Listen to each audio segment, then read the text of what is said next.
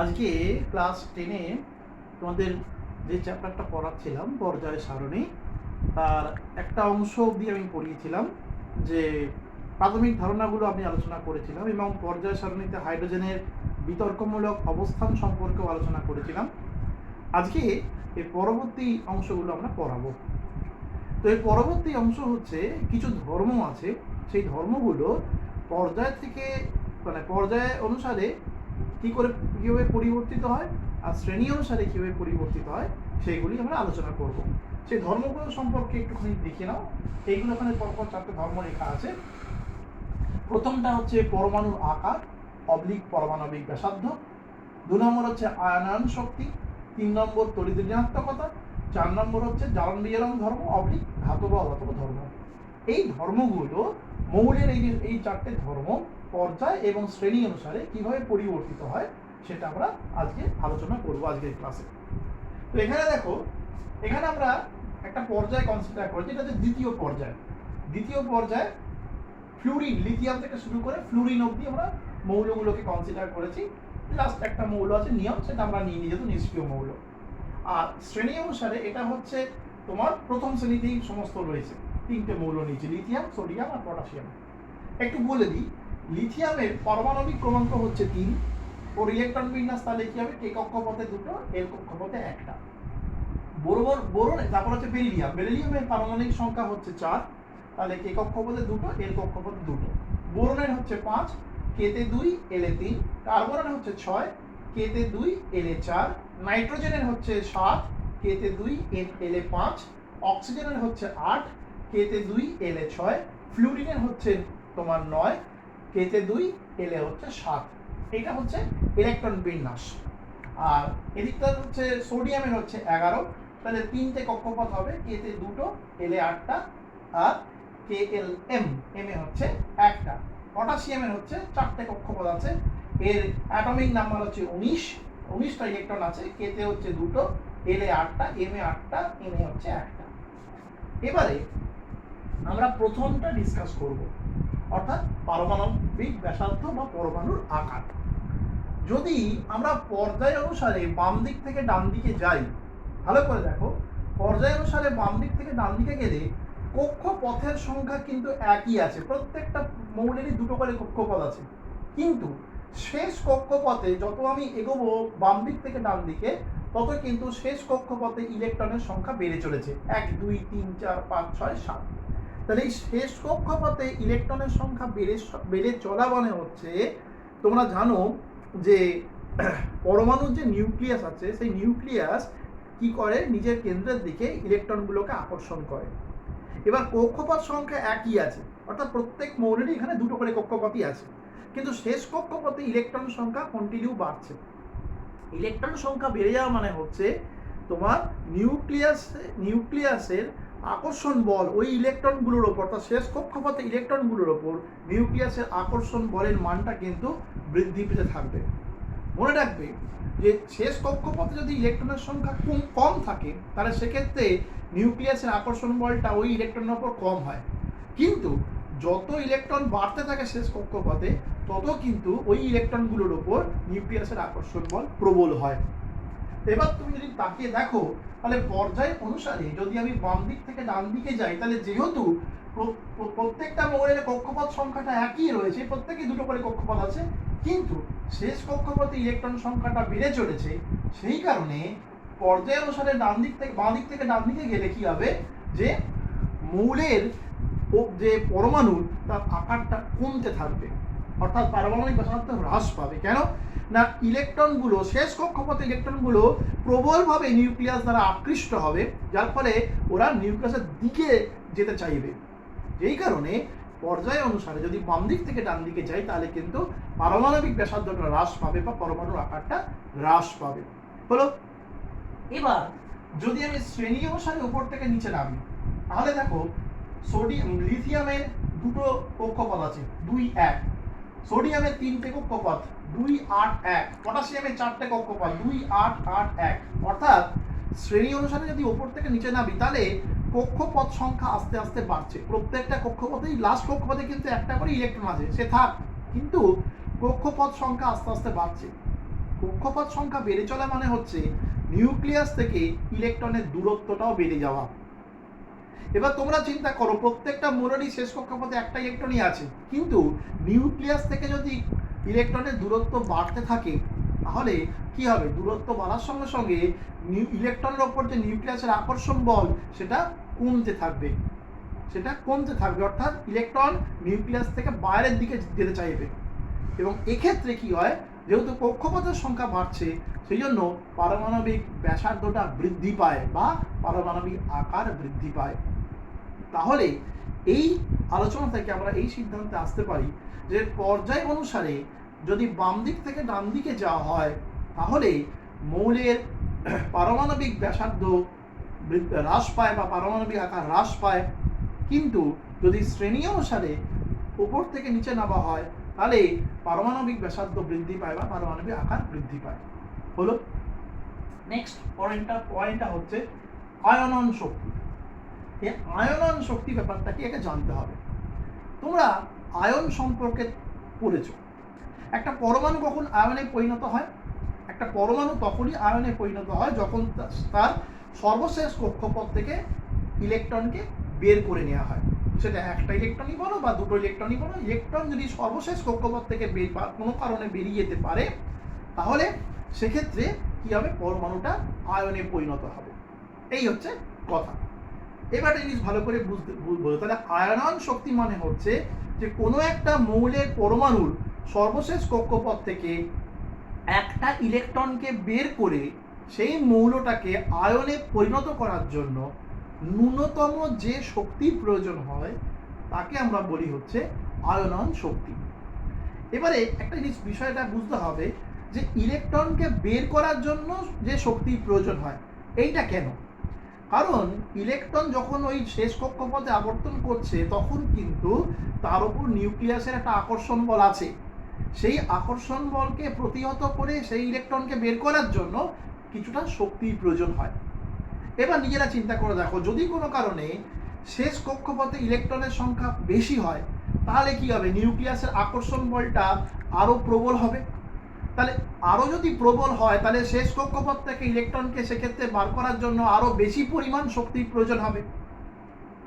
আবার যদি অপর দিকে নিউক্লিয়াস থেকে ইলেকট্রনের দূরত্ব বৃদ্ধি পায়, তাহলে নিউক্লিয়াস থেকে ইলেকট্রনের দূরত্ব বৃদ্ধি পাওয়া মানে হচ্ছে কক্ষপথের সংখ্যা যদি কোনো কারণে বেড়ে যায় তাহলে সেক্ষেত্রে কি হবে?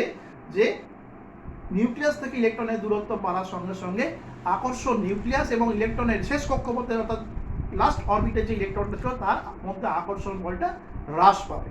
এবার আকর্ষণ বল যেই মুহূর্তে কমে যাবে সঙ্গে সঙ্গে সেই ইলেকট্রনকে বের করার জন্য অর্থাৎ তাকে আয়নে পরিণত করার জন্য পরমাণুটাকে অপেক্ষাকৃত কম পরিমাণ শক্তির প্রয়োজন হবে। তাহলে এই কনসেপ্টটা নিয়ে আমি ব্যাখ্যা করতে পারি। আবার একইভাবে একই ছবি অনুসারে ব্যাখ্যা করব যে পর্যায় অনুসারে যদি আমি বাম দিক থেকে ডান দিকে যাই তাহলে পরিষ্কার দেখো যে কক্ষপথের সংখ্যা একই আছে, কিন্তু শেষ কক্ষপথে ক্রমাগত ইলেকট্রনের সংখ্যা বেড়ে চলেছে। ফলে ইলেকট্রনের সংখ্যা বেড়ে চলেছে মানে হচ্ছে নিউক্লিয়াসের মানে শেষ কক্ষপথে ইলেকট্রনগুলোর ওপর নিউক্লিয়াসের আকর্ষণ কিন্তু আরো প্রবল হবে। এবং আরো প্রবল হবে মানে হচ্ছে শেষ কক্ষপথ থেকে সেক্ষেত্রে ইলেকট্রনগুলোকে বের করার জন্য অর্থাৎ পরমাণুটিকে আয়নে পরিণত করার জন্য অনেক বেশি পরিমাণ শক্তির প্রয়োজন হবে। সেই কারণে আমরা বলতে পারি যে পর্যায় অনুসারে যদি বাম দিক থেকে ডান দিকে যাওয়া হয় তাহলে এই আয়নায়ন শক্তির মানটা বৃদ্ধি পায়। অর্থাৎ লিথিয়ামকে আয়নে পরিণত করতে যে পরিমাণ শক্তি প্রয়োজন কার্বনকে আয়নে পরিণত করতে গেলে তার থেকে অনেক বেশি পরিমাণ শক্তির প্রয়োজন। কারণ লিথিয়ামের পরমাণুর শেষ কক্ষপথে রয়েছে একটা মাত্র ইলেকট্রন, whereas কার্বনের 4টা ইলেকট্রন রয়েছে। অর্থাৎ নিউক্লিয়াসের আকর্ষণ বল কিন্তু অনেক প্রবল। সেই কারণে একে আয়নে পরিণত করার জন্য এর তুলনায় অনেক বেশি পরিমাণে শক্তি লাগবে। বোঝা গেছে কথা? এবার যদি আমি শ্রেণী অনুসারে ওপর থেকে নিচে নামি তাহলে দেখো এদের প্রত্যেকেরই শেষ কক্ষপথে একটা ইলেকট্রন আছে, কিন্তু কক্ষপথ সংখ্যা বেড়ে গেছে। এই কক্ষপথ সংখ্যা বেড়ে যাওয়ার মানে হচ্ছে নিউক্লিয়াস থেকে শেষ কক্ষপথে ইলেকট্রনের দূরত্বটা বৃদ্ধি পেয়েছে। এবার শেষ কক্ষপথে ইলেকট্রনের দূরত্ব যদি নিউক্লিয়াস থেকে বৃদ্ধি পায় তাহলে সেক্ষেত্রে নিউক্লিয়াসের আকর্ষণ বলটা কমতে থাকে। ফলে লিথিয়ামকে আয়নে পরিণত করার জন্য যে পরিমাণ শক্তির প্রয়োজন, পটাশিয়ামকে আয়নে পরিণত করার জন্য তার থেকে অনেক কম পরিমাণ শক্তির প্রয়োজন। কারণ পটাশিয়ামের 4টে কক্ষপথ, তার নিউক্লিয়াস থেকে পটাশিয়ামের শেষ কক্ষপথে ইলেকট্রনের দূরত্বটা অনেক বেশি লিথিয়ামের তুলনায়। ফলে একে অনেক সহজেই লিথিয়ামের থেকে আয়নে পরিণত করা যাবে। বোঝা গেল কথাটা? তাহলে এখান থেকে আমি কনক্লুশন যেটা বলতে পারি যে পর্যায় অনুসারে যদি বাম দিক থেকে ডান দিকে যাওয়া হয় তাহলে আয়নন শক্তির মান বৃদ্ধি পায়। অপর ক্ষেত্রে শ্রেণী অনুসারে যদি আমি উপর থেকে নিচে নামি তাহলে আয়নন শক্তির মান হ্রাস পাবে। অর্থাৎ পটাশিয়ামকে খুব সহজে আয়নে পরিণত করা যাবে, কিন্তু লিথিয়ামকে করা যাবে না, কারণ লিথিয়ামের ক্ষেত্রে কক্ষপথ 2টো, whereas পটাশিয়ামের ক্ষেত্রে 4টে। বুঝে গেল ব্যাপারটা? নেক্সট আমরা আসবো হচ্ছে তড়িৎ ঋণাত্মকতা। এটা একটা খুব ইম্পর্টেন্ট ধর্ম, পরীক্ষায় প্রশ্ন আসে এটা। তড়িৎ ঋণাত্মকতা কি সেটা বলি। তড়িৎ ঋণাত্মকতা হচ্ছে যে দুটো পরমাণু ধরো এক বা একাধিক ইলেকট্রন জোড় গঠন করে যৌগ গঠন করেছে। তাহলে এই ইলেকট্রন জোড়গুলোকে, পরমাণু একটা ধর্ম আছে, সেটা হচ্ছে কোনো কোনো পরমাণু কি করে, এই যে এক বা একাধিক ইলেকট্রন জোড় গঠন করেছে তারা তাদেরকে নিজের দিকে আকর্ষণ করে রাখতে পারে। যে ধর্মের জন্য পারে সেটাকে আমরা বলি হচ্ছে তড়িৎ ঋণাত্মকতা বা ইলেকট্রোনেগেটিভিটি। আমরা আবার বলছি যে পরমাণু যে ধর্মের জন্য এক বা একাধিক, পরমাণু বলবো না, মৌলের যে ধর্মের জন্য দুটো পরমাণুর মধ্যে এক বা একাধিক ইলেকট্রন জোড়কে সে নিজের দিকে আকর্ষণ করে রাখতে পারে, সেই ধর্মকে আমরা বলবো হচ্ছে তড়িৎ ঋণাত্মকতা। অর্থাৎ মোদ্দা কথা, ইলেকট্রনকে নিজের দিকে আকর্ষণ করার ক্ষমতা যার বেশি তার তড়িৎ ঋণাত্মকতার মান বেশি, আর ইলেকট্রনকে ত্যাগের প্রবণতা যার বেশি অর্থাৎ তার তড়িৎ ঋণাত্মকতা কম। এই হচ্ছে বিষয়। এবার তাকাও, তুমি যদি পর্যায় অনুসারে বাম দিক থেকে ডান দিকে যাও, দেখো শেষ কক্ষপথে ইলেকট্রন সংখ্যা বেড়েছে, কন্টিনিউ বেড়েছে। তাহলে শেষ কক্ষপথে ইলেকট্রন সংখ্যা বেড়েছে মানে ইলেকট্রন গ্রহণের প্রবণতা বেশি। তাহলে ইলেকট্রন গ্রহণের প্রবণতা বেশি মানে আমি অটোমেটিক্যালি বলতে পারি যে পর্যায় অনুসারে যদি বাম দিক থেকে ডান দিকে যাই তাহলে তড়িৎ ঋণাত্মকতার মানটা বৃদ্ধি পাবে। এবং ফ্লুরিন হচ্ছে সর্বাপেক্ষা তড়িৎ ঋণাত্মক মৌল, কারণ ফ্লুরিনের ক্ষেত্রে শেষ কক্ষপথে 7টা ইলেকট্রন বসেছে, দ্যাট ইজ ম্যাক্সিমাম। কারণ ওর পরেরটাই হচ্ছে নিয়ন, নিষ্ক্রিয় মৌল। ঠিক আছে? তাহলে পর্যায় অনুসারে যদি আমি বাম দিক থেকে ডান দিকে যাই তাহলে কি হবে, মৌলের ইলেকট্রন গ্রহণের প্রবণতা বাড়ছে, অর্থাৎ মৌলের তড়িৎ ঋণাত্মকতা ধর্মটা বৃদ্ধি পাচ্ছে। এবং ফ্লুরিন হচ্ছে সর্বাপেক্ষা তড়িৎ ঋণাত্মক মৌল। এটা কিন্তু প্রশ্ন আসে, সর্বাপেক্ষা তড়িৎ ঋণাত্মক মৌল কোনটা? আনসারটা হচ্ছে ফ্লুরিন। অপরদিকে যদি আমি শ্রেণী অনুসারে ওপর থেকে নিচে নামি তাহলে দেখো লাস্ট কক্ষপথে একটা ইলেকট্রন আছে, কিন্তু প্রত্যেকটা ক্ষেত্রে কক্ষপথের সংখ্যা বেড়ে চলেছে। এই কক্ষপথের সংখ্যা বেড়ে চলেছে মানে হচ্ছে নিউক্লিয়াস থেকে ইলেকট্রনের দূরত্ব বাড়ছে। নিউক্লিয়াস থেকে ইলেকট্রনের দূরত্ব বাড়া মানে ইলেকট্রন ত্যাগের প্রবণতা বাড়ছে। ইলেকট্রন ত্যাগের প্রবণতা বাড়ছে, কারণ নিউক্লিয়াস থেকে ইলেকট্রনের দূরত্ব বাড়া মানে আকর্ষণ বলটা কমে যাবে নিউক্লিয়াসে, ফলে ইলেকট্রন সহজেই বেরিয়ে চলে যেতে পারবে। অর্থাৎ ইলেকট্রন গ্রহণের নয়, ইলেকট্রন ত্যাগের প্রবণতা বাড়ছে। অর্থাৎ সেক্ষেত্রে তড়িৎ ঋণাত্মকতাটা হ্রাস পায়। অর্থাৎ অর্থাৎ লিথিয়ামের যা তড়িৎ ঋণাত্মকতা হবে সোডিয়ামের তার থেকে কম হবে, পটাশিয়ামের তার থেকে কম হবে। ঠিক আছে? এ প্রসঙ্গে বলি হ্যালোজেন মৌলগুলোর ক্ষেত্রে বলে তড়িৎ ঋণাত্মকতা অনুসারে সাজাও। সেটা হচ্ছে এরকম: fluorine greater than chlorine, greater than bromine, greater than iodine, greater than astatine. এটা হচ্ছে তড়িৎ ঋণাত্মকতার অর্ডার। অর্থাৎ ফ্লুইডের তড়িৎ ঋণাত্মকতা সর্বাধিক, তারপরে ক্লোরিন, তারপরে ব্রোমিন, তারপরে আয়োডিন, তারপরে হচ্ছে অ্যাস্টাটিন। এটা কিন্তু পরীক্ষায় আসে। হলো? তাহলে তড়িৎ ঋণাত্মকতা সম্পর্কে যেটা দেখলাম কনক্লুশন, সেটা হচ্ছে পর্যায় অনুসারে যদি আমি বাম দিক থেকে ডান দিকে যাই তাহলে মৌলের ইলেকট্রন গ্রহণের প্রবণতা বাড়বে, অর্থাৎ তড়িৎ ঋণাত্মকতার মান বৃদ্ধি পাবে। আর শ্রেণী অনুসারে যদি আমি উপর থেকে নিচে নামি তাহলে মৌলের ইলেকট্রন বর্জনের প্রবণতা বাড়বে, অর্থাৎ তড়িৎ ঋণাত্মকতার মান হ্রাস পাবে। তাহলে এই পয়েন্টটা আমরা আলোচনা করলাম। লাস্ট পয়েন্ট সেটা হচ্ছে জারণ বিজারণ ধর্ম অবলিক ধাতব অধাতব ধর্ম। জারণ কাকে বলে? মৌলের যদি ইলেকট্রন গ্রহণের প্রবণতা বৃদ্ধি পায় তাহলে জারণ ধর্ম দেখা যায়। আর মৌলের যদি ইলেকট্রন, অর্থাৎ সে হচ্ছে উত্তম জারক, আর মৌলের যদি ইলেকট্রন বর্জনের প্রবণতা বৃদ্ধি পায় তাহলে সে হচ্ছে উত্তম বিজারক, অর্থাৎ বিজারণ ধর্ম বৃদ্ধি পায়। তাহলে এবার তোমরা দেখো যে পর্যায় অনুসারে যদি আমরা বাঁ দিক থেকে ডান দিকে যাই, তাহলে প্রত্যেকটা ক্ষেত্রে দেখতে পাবো শেষ কক্ষপথে ইলেকট্রন গ্রহণের প্রবণতা বেড়েছে। ইলেকট্রন গ্রহণের প্রবণতা বেড়েছে মানে হচ্ছে জারণ ধর্মটা বৃদ্ধি পেয়েছে, অর্থাৎ এরা হচ্ছে উত্তম জারক। অক্সিজেন বলো, নাইট্রোজেন বলো, ফ্লুরিন বলো, এরা হচ্ছে উত্তম জারক। ঠিক আছে। whereas যদি আমি শ্রেণী অনুসারে উপর থেকে নিচে নামি, তাহলে কি হচ্ছে, কক্ষপথের সংখ্যা বৃদ্ধি পেয়ে গেছে। লাস্ট কক্ষপথে একটাই আছে, কিন্তু কক্ষপথের সংখ্যা বৃদ্ধি পেয়েছে, অর্থাৎ নিউক্লিয়াসের যে আকর্ষণ বল ইলেকট্রনের উপর সেটা হ্রাস পাবে ক্রমশ। ফলে ইলেকট্রন ত্যাগের প্রবণতা বৃদ্ধি পাবে। ইলেকট্রন ত্যাগের প্রবণতা বৃদ্ধি পাবে মানে হচ্ছে বিজারণ ধর্ম বৃদ্ধি পাবে, অর্থাৎ এটা বিজারক। মনে রাখবে, লিথিয়ামের থেকে সোডিয়াম অধিক বিজারক, সোডিয়ামের থেকে পটাশিয়াম অধিক বিজারক। তাহলে শ্রেণী পর্যায় অনুসারে বাম দিক থেকে ডান দিকে গেলে তোমার জারণ ধর্ম বৃদ্ধি পায়, আর তোমার শ্রেণী অনুসারে উপর থেকে নিচে নামলে বিজারণ ধর্ম বৃদ্ধি পায়। আর একটা কথা বলি, এর উপরে ভিত্তি করেই ধাতব অধাতব ক্যারেক্টারগুলো বিচার করা যায়। যেগুলো অধাতু তারা হচ্ছে জারক, আর যেগুলো ধাতু তারা হচ্ছে বিজারক। অর্থাৎ অধাতুর ক্ষেত্রে ইলেকট্রন গ্রহণের প্রবণতা বেশি, আর ধাতুর ক্ষেত্রে ইলেকট্রন বর্জনের প্রবণতা বেশি। তাহলে যেহেতু পর্যায় অনুসারে বাম দিক থেকে ডান দিকে গেলে ইলেকট্রন গ্রহণের প্রবণতা বৃদ্ধি পায় মৌলের, তাহলে আমি বলতে পারি যে পর্যায় অনুসারে বাম দিক থেকে ডান দিকে গেলে মৌলের অধাতব চরিত্রগুলো বৃদ্ধি পায়। তুমি দেখো না, লিথিয়াম হচ্ছে ধাতু, কিন্তু এই যে পরে যখন তুমি আসছো লিথিয়াম বেরিলিয়ামের পরে যখন আসছো, যে কার্বন, নাইট্রোজেন, অক্সিজেন, ফ্লুরিন, এগুলো সব অধাতুর মধ্যে পড়ছে। ঠিক আছে, অর্থাৎ অধাতব চরিত্র বৃদ্ধি পাচ্ছে। whereas যদি আমি শ্রেণী অনুসারে উপর থেকে নিচে নামি, ধাতব চরিত্রগুলো বৃদ্ধি পাচ্ছে, কারণ ইলেকট্রন বর্জনের প্রবণতা বৃদ্ধি পাচ্ছে। এই হচ্ছে আমাদের বিষয়বস্তু ছিল। আর একটা প্রশ্ন এখানে আসে, সেটা হচ্ছে যে এমন একটি ধর্মের নাম বলো মৌলের যেটা তোমার পর্যাবৃত্ত নয়। উত্তরটা হচ্ছে তোমার রেডিও অ্যাক্টিভিটি বা তেজস্ক্রিয়তা। তেজস্ক্রিয়তা ধর্মটা পর্যাবৃত্ত নয়। ঠিক আছে। একটা শেষ প্রশ্ন আমি বলবো, বলে আমাদের এটা শেষ হয়ে যাবে চ্যাপ্টারটা।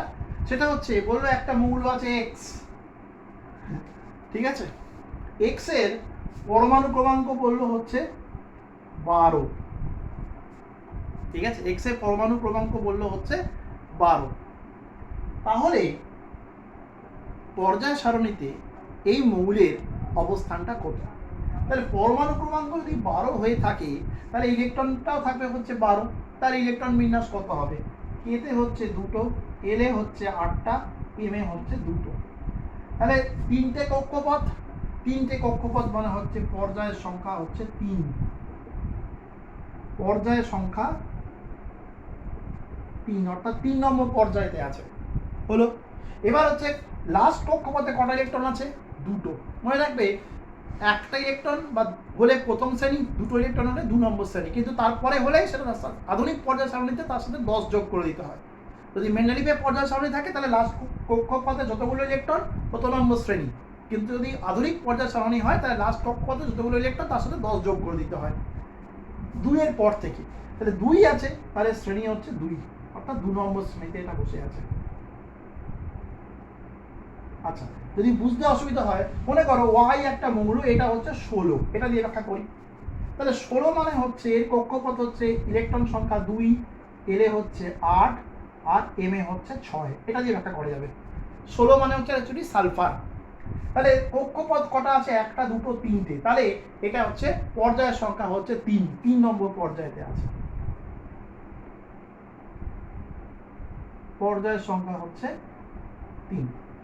শ্রেণী সংখ্যা কত?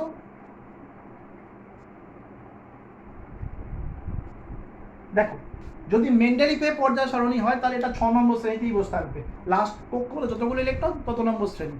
কিন্তু যদি আধুনিক পর্যায় সারণী হয়, বলেছিলাম লাস্ট কক্ষপথে 2 এর পর থেকে হলেই 10 অ্যাড করতে হবে, তাহলে 6 + 10 হচ্ছে 16 নম্বর শ্রেণীতেও বসে আছে। এই হচ্ছে উত্তরটা। বিন্যাস করবো ইলেকট্রনের যতগুলো কক্ষপথ ঠিক তত নম্বর পর্যায়। আর যদি শেষ কক্ষপথে 2খানা থাকে, তাহলে শ্রেণী হচ্ছে 2, 1 হলে 1, কিন্তু 2 এর পর হলে তার সাথে লাস্ট কক্ষপথ যে সংখ্যা থাকবে তার সাথে 10 যোগ করে দিতে হবে। 3টে থাকলে 13, 4টে থাকলে 14, 5টে থাকলে 15, 6টে থাকলে 16। হ্যাঁ, এইভাবে যোগ করতে করতে যাবো। এটা আধুনিক পর্যায় সারণীর ক্ষেত্রে। আর যদি মেন্ডেলিভের পর্যায় সারণী বলে, তাহলে শেষ কক্ষপথে যতগুলো ইলেকট্রন তত নম্বর শ্রেণীতেই ওরা থাকবে। এই হচ্ছে বিষয়, একবার দেখে নাও। আজকে এখানেই আমাদের চ্যাপ্টারটা শেষ হলো।